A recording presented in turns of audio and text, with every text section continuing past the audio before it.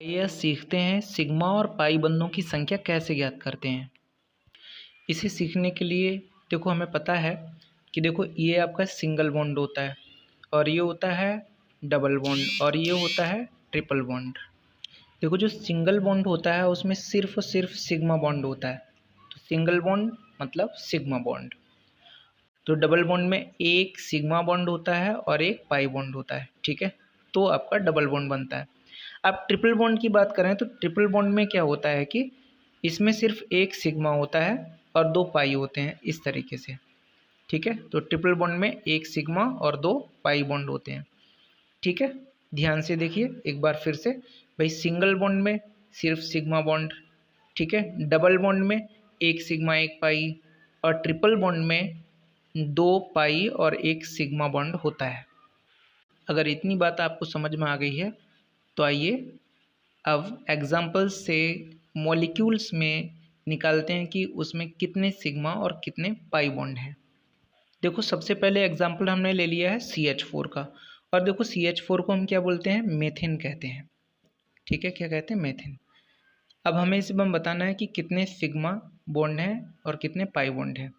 तो हम सबसे पहले इसकी बंध संरचना बना लेते हैं। तो बंध संरचना क्या होती है, कार्बन तो बीच में रहता है इसके, और हाइड्रोजन देखो एक इधर रहता है, एक इधर रहता है, एक इधर और एक इधर। तो आप देख सकते हो कि इसमें ना तो कोई डबल बॉन्ड है और ना ही ट्रिपल बॉन्ड है।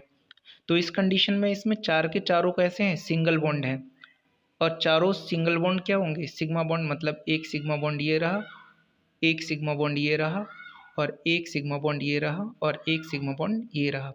तो कुल मिला के जो CH4 है उसमें कितने सिग्मा बॉन्ड हैं, तो चार सिग्मा बॉन्ड हैं, ठीक है।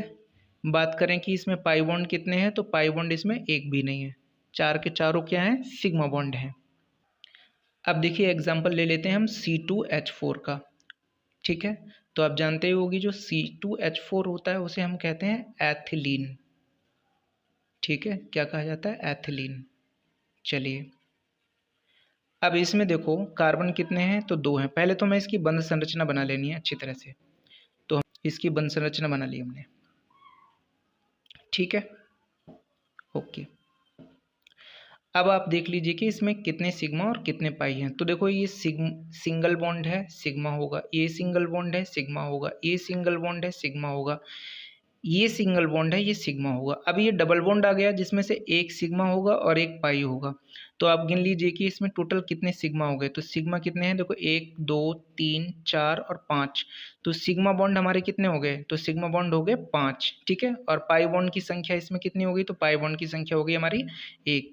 तो समझ में आ गया कि C2H4 में सिग्मा बॉन्ड है हमारे पाँच और पाई बॉन्ड कितने हैं, तो पाई बॉन्ड की संख्या है एक। चलिए अब एग्जाम्पल ले लेते हैं C2H2 का, ठीक है। अब हमने एग्जाम्पल ले लिया है किसका, C2H2 का। अब C2H2 के लिए बोलते क्या हैं, तो हम बोलते हैं एसीटलीन, एसीटलीन कहते हैं इसके लिए, ठीक है। चलिए तो इसमें सिग्मा और पाई बॉन्ड बताने के लिए हमें क्या करना पड़ता है, सिग्मा और पाई बॉन्ड बताने के लिए हमारे लिए सबसे पहले इसकी बंध संरचना बना लीजिएगा। तो देखो इसकी बंध संरचना क्या होती है, कार्बन ट्रिपल बॉन्ड कार्बन, और एक दो हाइड्रोजन है, एक इधर लगा देते हैं और एक इधर लगा देते हैं। अब इसमें काउंट कर लीजिए कि कितने सिग्मा होंगे। देखो एक तो सिंगल बॉन्ड है सिग्मा, सिंगल बॉन्ड है सिग्मा, ट्रिपल बॉन्ड है तो एक सिग्मा होगा और एक पाई ऊपर एक पाई नीचे। तो कुल मिला के अब देख लीजिए कि कितने सिग्मा है, तो एक दो तीन। तो सिग्मा बॉन्ड कितने आ गए इसमें, तो तीन आ गए। तो पाई बॉन्ड कितने आ गए, तो देखो पाई बॉन्ड कितने हैं, एक और एक, एक एक कितना हो गया, दो। तो ठीक है, समझ में आ गया कि एसिटिलीन में सिग्मा बॉन्ड की संख्या आपकी तीन रहेगी और पाई बॉन्ड की संख्या आपकी दो रहेगी।